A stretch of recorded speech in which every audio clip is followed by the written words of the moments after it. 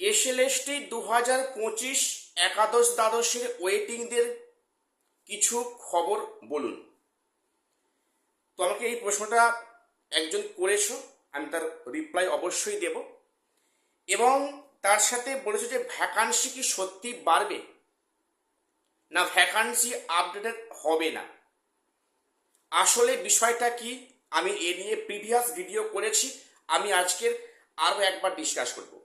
পাশাপাশি যে এবারে যে নতুন এসএলএসটি এক্সাম হবে বা থার্ড এসএলএসটি, সেখানে কি ইউপিএসসি মডেলকে ফলো করা হবে এবং সেখানে কি ধাঁচের বা কি প্যাটার্নে সেখানে এক্সাম হবে, সেখানে কি প্রিলিমিনারি টেস্ট থাকবে, সেখানে কি টেট বাধ্যতামূলক এসএলএসটি ক্ষেত্রে, আমি সে নিয়েও ডিসকাস করছি। কাজেই ভিডিওটা খুবই ইনফরমেটিভ, চ্যানেলটা সাবস্ক্রাইব করে দিও এসএসসি পিএসসি এবং গ্রুপ সি গ্রুপ ডি গুরুত্বপূর্ণ আপডেট পাওয়ার জন্য। আজকে প্রথম বলি, আমাকে যে প্রশ্নটা করেছো যে ওয়েটিংদের নিয়ে কিছু খবর থাকলে বলুন। তো ওয়েটিংদের খবর অবশ্যই আছে এবং থাকবে, কিন্তু বিষয়টা এখন যারা প্যানেলে আছে তাদেরই এখনো সেখানে জয়েনিং শুরু হয়নি 11-12 ক্ষেত্রে।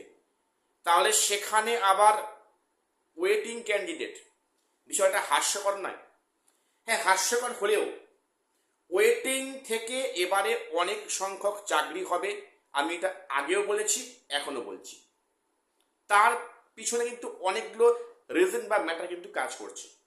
যেমন সেখানে মাল্টিপল ক্যাটাগরিতে অনেক ভ্যাকান্সি ফাঁকা হয়েছে, সেখানে কিছু ক্যান্ডিডেট অ্যাবসেন্ট রয়েছে কাউন্সেলিংয়ে। তো ওয়েটিং কাউন্সেলিং খবর বলতে মোটামুটি কবে নাগাদ হতে পারে? দেখো, যেগুলো কাউন্সেলিং হয়েছে বা যেগুলো কাউন্সেলিং বাকি আছে, সেই সমস্ত ক্যান্ডিডেটরা স্কুলে জয়েন করার পর কিন্তু ওয়েটিং থেকে ডাকা শুরু হবে। সেখানে ওয়েটিং থেকে ডাকা শুরু হবে, কাজেই সেখানে কোনো মতে কিন্তু আগস্ট মাসের আগে ওয়েটিং ডেট ডাকবে না। মনে হয় আগস্টও সম্ভব হবে না, কারণ এই নিয়োগ কিন্তু জয়েন করাতে করাতে কিন্তু আগস্ট মাস টপকে যাবে। এবং তারপরে যদি কাউন্সেলিং ধাপে ধাপে শুরু হয় বিভিন্ন সাবজেক্টে ওয়েটিং থেকে, তাহলে কোনোভাবেই আগস্ট মাস বা তার আগে কিন্তু হচ্ছে না। আগস্টের পরে ধাপে ধাপে সাবজেক্ট ওয়াইজ হয়তো কাউন্সেলিং হবে। তবে একটা কথা পরিষ্কার, এবার কিন্তু কাউন্সেলিংয়ে অনেক সংখ্যক ক্যান্ডিডেট চাকরি পাবে। আমি এ নিয়ে ভিডিও আগে করেছি, আমি আজকে আবারও বললাম। এর সাথে উনি বলছেন যে ভ্যাকান্সি কি সত্যি বাড়বে। দেখো, ভ্যাকান্সি সত্যি বাড়বে কি বাড়বে না এটা বড় টাফ, তবে কিছুটা কিন্তু গেস করা যায়।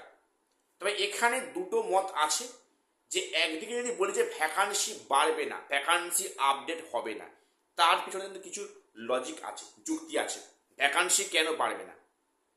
আবার অন্যদিকে বলতে গেলে ভ্যাকান্সি বাড়বে, এর পিছনে কিছু যুক্তি কিছু লজিক আছে। প্রথম বলি যে ভ্যাকান্সি বাড়বে না, এর পিছনে কি লজিক আছে।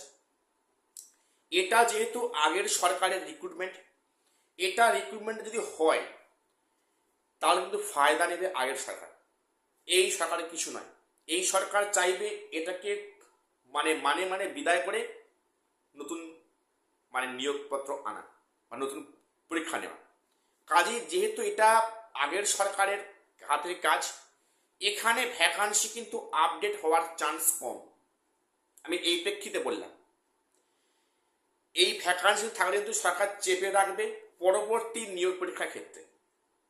আগের সরকারের নিয়োগে মনে হয় ভ্যাকান্সি বাড়বে না, আমি আবার বলছি এই প্রেক্ষিতে বললাম যে হয়তো সরকার ভ্যাকান্সি বাড়াবে না, যেমন ভ্যাকান্সি আছে সেখানে নিয়োগ করা হবে। এবারে যদি বলি যে ভ্যাকান্সি আপডেট হবে বা বাড়বে, সেখানে কি লজিক রয়েছে।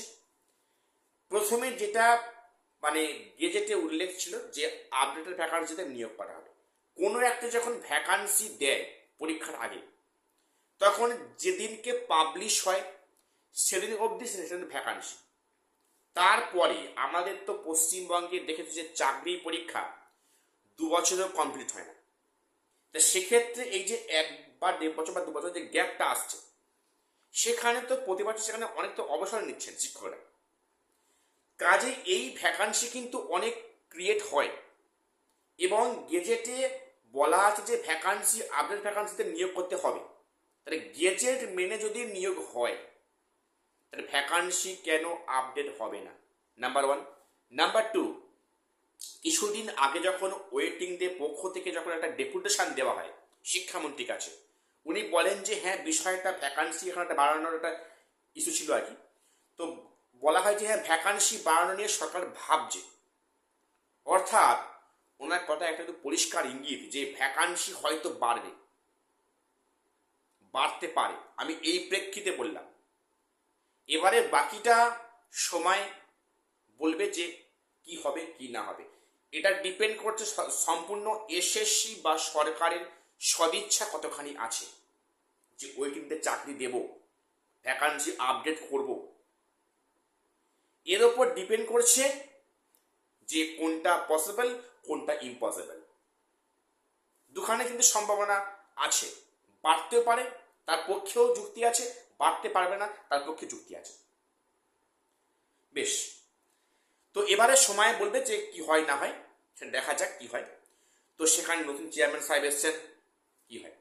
এবারে অনেকে প্রশ্ন যে হঠাৎ করে একজন আইএএস অফিসার কেন এসএসসি চেয়ারম্যান করা হলো, যিনি অবাঙালি।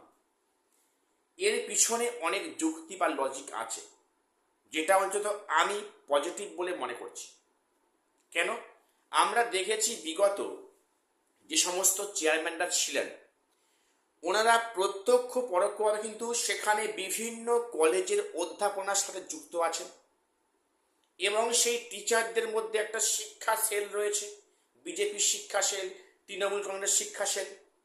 তারা কিন্তু প্রত্যক্ষ পরোক্ষভাবে তারা কিন্তু সেখানে এই যে শিক্ষা সেলের মধ্যে ছিলেন। বিশেষ করে আমার পরিষ্কার মনে আছে, আমি যে কলেজে পড়তাম সেই কলেজের যিনি প্রিন্সিপাল, উনি কিন্তু পরবর্তী সময়ে উনি এসএসসি চেয়ারম্যান ছিলেন, এবং ওনাকে পরে জেল খাটতেও হয়েছে বিভিন্ন ইস্যু নিয়ে। আমি সেটা নিয়ে কমেন্ট করতে রাজি নই, ইচ্ছা নেই। তো যাই হোক, সেখানে কিন্তু আমরা দেখে অভ্যস্ত, যেখানে কোনো কলেজে অধ্যাপক কোনো শিক্ষা সেলের সাথে যুক্ত আছেন, তেনারা কিন্তু এসএসসি চেয়ারম্যান হয়েছেন, সেখানে অনেক দুর্নীতি হয়েছে, কোনো সন্দেহ নেই।